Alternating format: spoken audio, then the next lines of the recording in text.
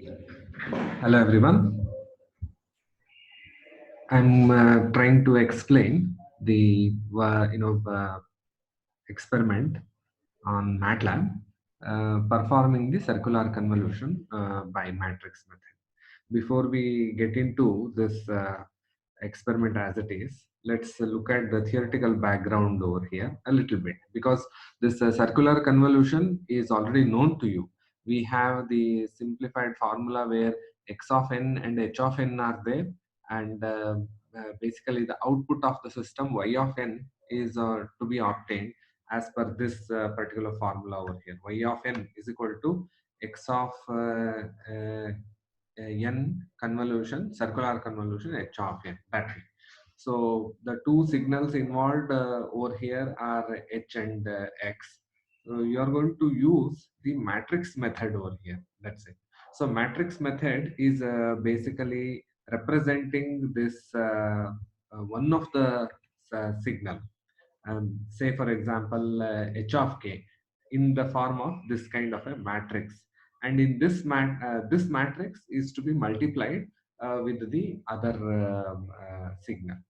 Okay, so the matrix, so in the matrix method, what we will do is, using the MATLAB, we will try and arrange the one of the signal in this form, that is x of 0, x of 1, x of 2, x of 3, x of 4. Here, for example, n is taken as 5, that's why it is 0 to 4. If you take some other number, it will be correspondingly different. So it will be 0, 1, 2, 3, 4, then one step shift, and then again 0, 1, 2, 3, then 4, then one more step you have to shift, and then 0, 1. Like this you are going to arrange the entire matrix. So this arrangement of matrix is one crucial part, and then you are multiplying this matrix with the remaining signal, that is maybe x of n. So this rows and columns placement is to be done using some inbuilt function that is available in MATLAB. Please remember that you can do the convolution with the available, that is inbuilt function itself, but there is no kind of learning that will happen neither with the MATLAB software as it is, nor with the concepts. Therefore, when you physically using the other lower order statements of the program, if you write it on your own, then your learning will be better. So as an example, here two signals have been taken.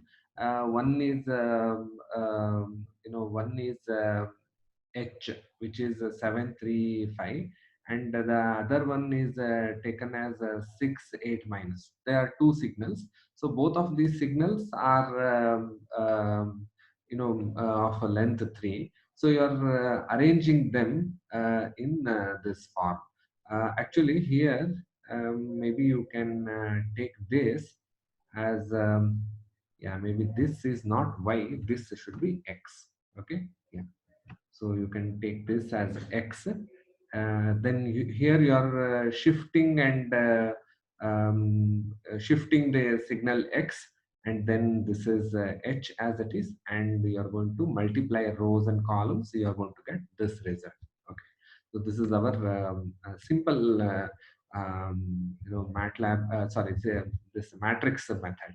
Now in MATLAB, what I have done is I have already keyed in this entire program here. This each line I will explain to you. This is my MATLAB editor window. Each line I will explain to you. You find out the steps where these actual changes are happening, and then this will be easy for you to understand and learn. It's not difficult actually. So I have also enlarged the this font size over here, and this program will also be shared with you online, so you can learn this easily. Okay, Now, for performing the circular convolution, you require two signals. So, sequence 1 and sequence 2. This is what the name I have given. If you want, you can call it by some other name also. That's not any issue. So, if you can see, the first one is a command line. Sorry, this is a commented line. So, I have put the comment symbol or a percent symbol. Therefore, the first one is just one more method. Here I can write it as explained by Prashant, like that I can write. Hmm? This way also I can write. So this is not any command to be executed. It's just for reference and for further reading and so on. So let's also see the next to this one CLC. We will clear the command window, then clear all any other previous used variables will be erased. So line 5 and 6, you can see you are going to use the input command to actually seek the inputs from the user. So input is there, bracket is there, single colons are being used, and you are using this statement: enter the first sequence, enter the second sequence. You can write some other message also, like enter the first signal, or enter the input signal, enter the impulse response of the system, like that you can ask. So sequence 1 and sequence 2. So whatever the input user is input giving the input, that will be given in the form of a matrix and in the square bracket, and that will be assigned to sequence 1 and the sequence 2 respectively. Then what we are doing is finding the length of each of these. Now you know why this length is actually now required, because you are finding the circular convolution of given two signal. Obviously the length of the circular signal will be equal to the length of the maximum signal. So we are going to find which is the maximum out of the two length. So len1, len1 I have used. You can use some other variable also if you want. So all that you are doing is finding the length, and I have put semicolons at these two locations. Therefore, you will not see this length on the output screen. Okay. So let us see I'm removing this one so that by chance we see the output on the command screen. And also difference in length is being found out over here. Say for example, here let us say I give the first signal as a length of 3, and the second signal also of length 3. Then each of this will be 3 length. Okay, let us execute this program. Let us purposely put some error over here like this. Okay, some I have put, so the program will definitely stop functioning over there. Let us execute this and see the result once. Okay, I'm having this save and run option here. I'm clicking on that. So enter the first sequence. I'll enter the first sequence as 2 3 2 4. Okay, this is my first signal. You observe how I put the values in the square bracket. So I press enter, then enter the second sequence. Let us say second sequence is say 1 and say -2. This is my second sequence. So what should happen now is like this. Yeah, this is error. I purposely put the error or some undefined function or variable over there. Therefore it stopped. So it's not worrying about the further. Let's see what happened. So I entered these two signals, and first one is the length is 4. Obviously it is 1 2 3 4. There are 4 samples here. Length is 4. Similarly, the second signal is having only 2 samples. The length is 2. So out of the 2, that is 4 and 2, which is the maximum length? Maximum length is 4. Okay, and difference in length is 2.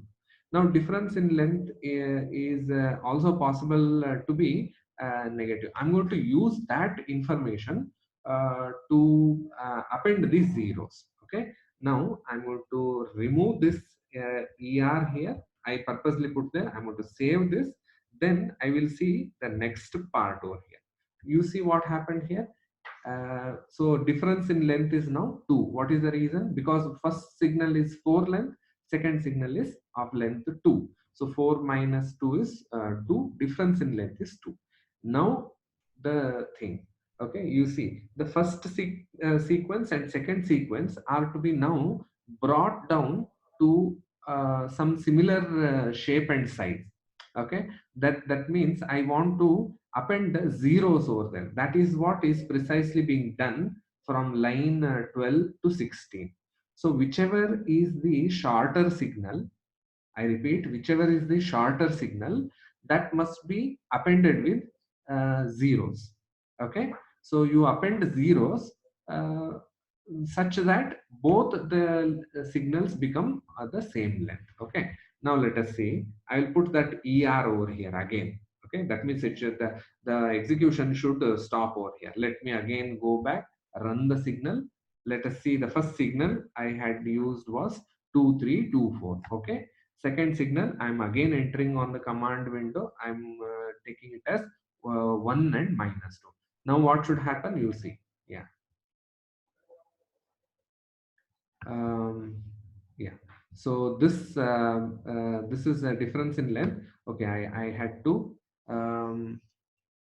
yeah, I had to let us see. SEQ1 sequence 1 is as it is. SEQ2, what should have happened at this one? Actually, the sequence 2 is this one, that is 1 and minus 2. So that should be now appended with 2 zeros. Okay, this is what I have achieved by appending the zeros. That means I made a first signal and the second signal of the same length. If you want, you can try a different version. Let us see, run it again. Okay, I'll give the first signal of 3 length. Okay, say 4 minus 4 and 9. Okay, this is my first signal. Second signal, let me enter second signal as say 2 3 2 3 5. Okay, so what is the length of the signal? 1 2 3 4 5. Okay, now see what happened. The first signal length is 3, second signal length is 5. You see the difference. Maximum length is obviously 5 and the difference in length is minus 2. So this is what I wanted you to observe.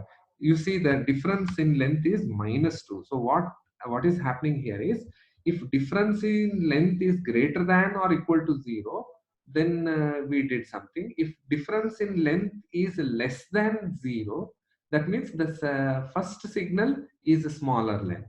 So which one is to be appended with 0 is decided by the polarity of difference in length. If difference in length is positive, then length 1 will be more than length 2.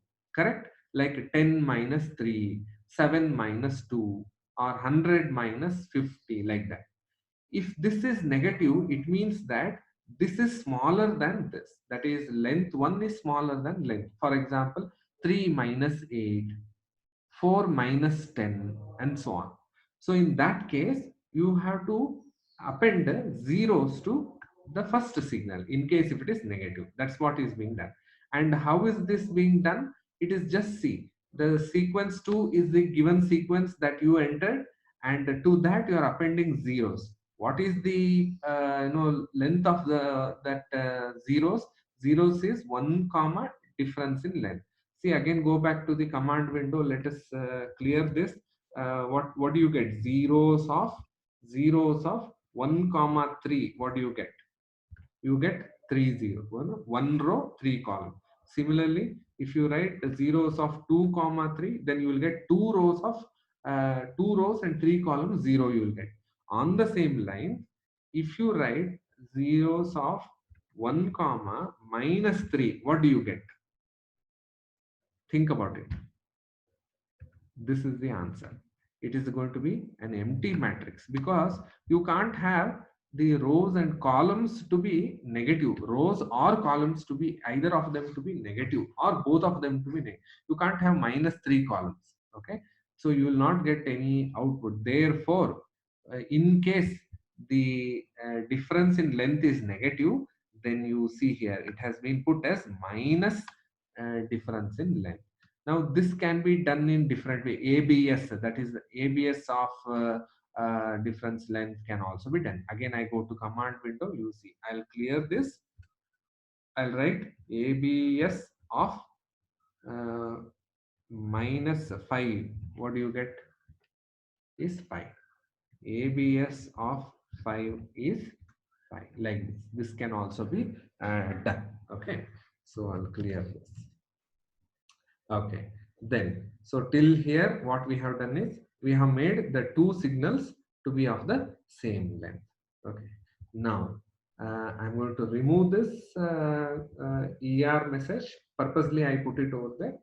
Yeah. Now, you observe further what we are doing. We are going to now take a transpose of sequence 1 and sequence 2, and maybe uh, allocate it to other two variables called s1 and s2. I want you to take a look at this screen here. You see, it is all column wise, isn't it? So 0, 1, 2, 3, 4 is there. So it is all values are all column wise. The values that you entered were row wise. So for that, I'm having a function, inbuilt function called transpose. Okay, transpose of sequence 1 will be s1. Let us take again, go back to command window. See, for example, a is equal to 2, 3, 5, 7, 8, and minus 9. Example. Okay, this one. Then what will be transpose of A? It will be arranged column wise. This is what is being done. Okay, so actually A dash will also work like this. Okay, so there are multiple ways of doing the same. So what is the function? This is transpose of A will give you the columns arranged in this sorry, rows arranged in column form. So that I'm using, and I'm going to get these two variables. Okay, so I'm going to use one more variable called temp, so to store this s2. What is s2? It is the transpose of sequence 1 and sequence 2. So let us put that er over here, error over here, and then rerun the program, and let us see what happens. Okay, so the first signal that I want to use is this. Second signal, let us use this. Okay, so there are 5 samples in one, 3 samples in the other, and you see, okay, all this, my maximum length is 5, difference in length is 2. Let us see what is s1. S1 is this, as it is given, and S2 will have 3 samples, and the 2 zeros have been appended. This is what we have achieved till now. Okay, let us look at uh, the arrangement of this function, that is using an inbuilt function called CIRC circular shift it is actually. So this circular shift inbuilt function is going to be used to shift it one at a time, and then horizontally concatenate with the S2 and store in S2. With that, we are going to achieve this kind of matrix. See here. So this is the first matrix as it is. The second column is one shifted, circularly shifted, and concatenated with the first one. Then I'll get these two. Then third column is horizontally shifted by one more step, and then horizontally shifted by one more, circularly shifted, and then concatenated. That means added end to end, concatenated. Like that, if you repeat it for 3, 4, 5 times, depending on the size of the matrix, you will get a square matrix like this. Okay, so that is precisely being done over here. Okay, so let me use this CIRC SHIFT. Okay, this function.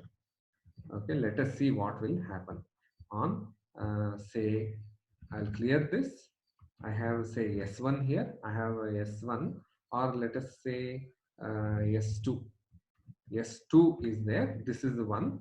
So on this, I want to use this particular function. Let us see what happens. I'm going to shift it by one step. See what happens. You see, the two signals are now. This is 4 minus 4 9 0 0. After you circularly shift, what happened is the last zero has been brought up and then it has been shifted once because of the one over here. Okay.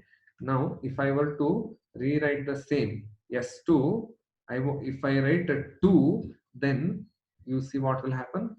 It will be shifted twice circularly.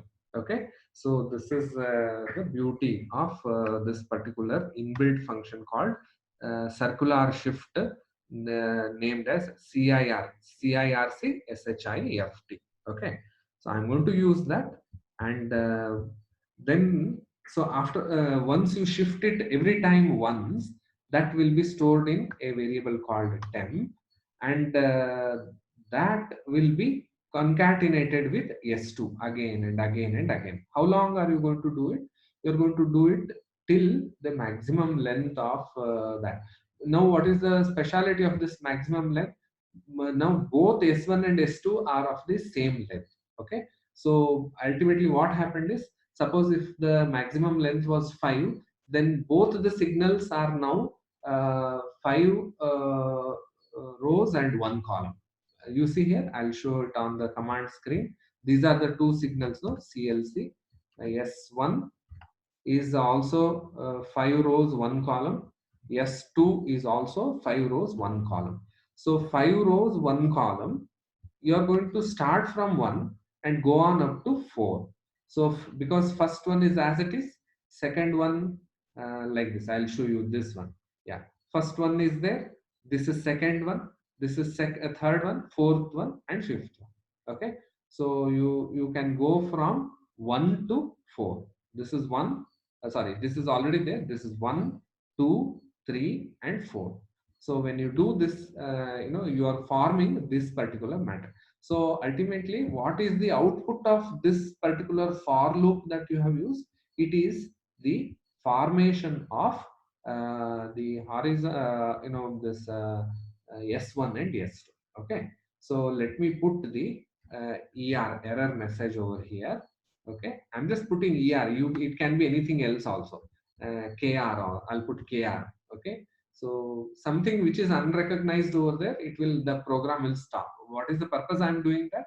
Because I just want to stop the execution over there and bring to your notice the various things that are happening over there. Okay, let us go back. Let us run it. The first signal, okay, first signal is this one.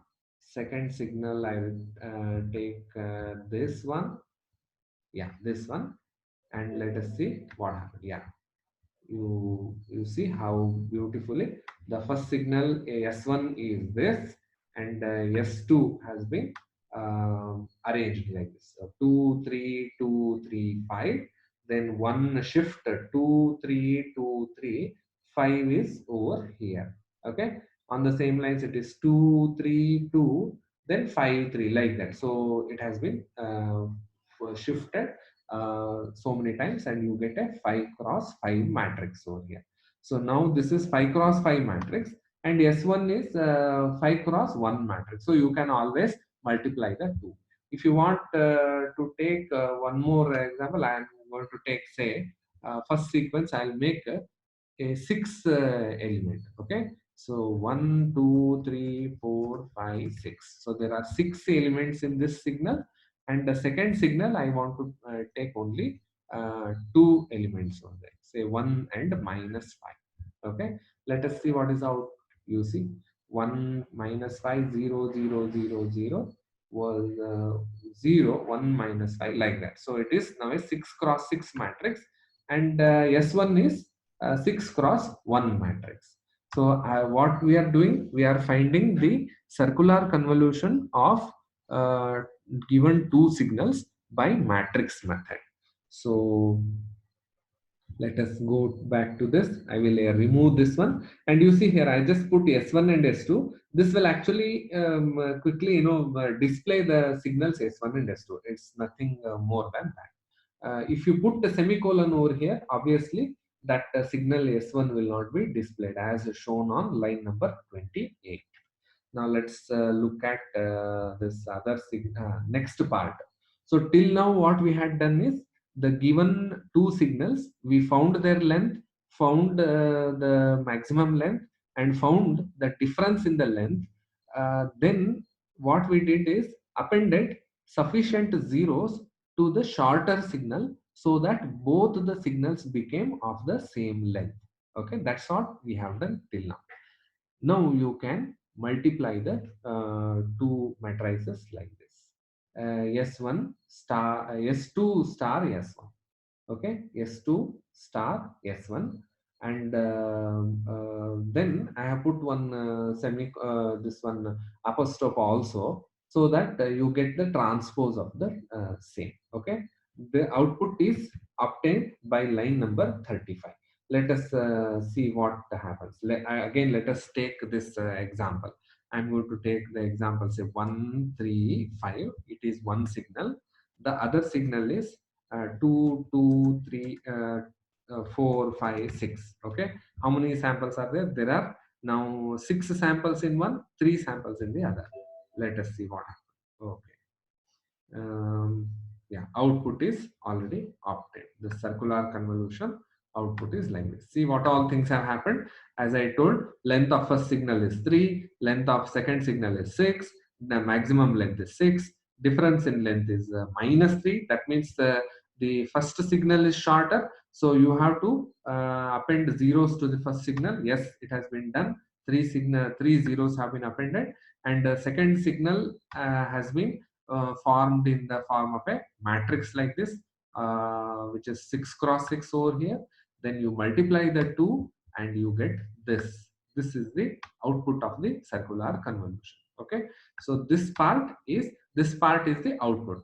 The program is completed. But if you want to display that result in the form of a graph, plots and so on, the line number 38 to say 52, all these are going to help you. So you see here, I'm going to consider subplots. Okay, subplot 3 comma 1 comma 1, that means 3 rows, 1 row, and in the first slot I'm going to put the stem plot of first sequence. Then I'm putting a title called first sequence. Then in the subplot 3 comma 1 comma 2, I'm putting the second sequence. I'm putting again grid on. Then I'm using the third slot for plotting the convolved signal, and the convolved output of the output by matrix method. This is what is being displayed. So let me run this whole program once and show to you the salient points. So to run, I'm just clicking on this first sequence. Let us take the first sequence as say example 1 3 4 6. Okay, so how many samples are there? It has 4 samples. Let us take the second signal or second sequence as 2 4 2 -8 and 1. So it has 5 samples. So I'll just press enter. The convolved output also I got, and I got the this one also. Just look at all the parameters. If you were to remove the semicolons, if you were to remove the semicolon, you are getting all this. So if you want to snap this output, if you don't want to see these things on the screen, then actually you can suppress them by putting the semicolon. There's a length 1, length 2 is there. Then maximum length is obviously 5. Difference in length is -1. So it means that the first signal is shorter, and you have to append sufficient zeros to make it the length of same. So you can see here S1 is now appended with 1 0 at the end. Then you are having a 5 cross 1 matrix, and S2 is the second signal as it is. So it is now horizontal concatenation of circularly shifted output. So 4 times you are shifting and appending it with this signal is being done. Okay.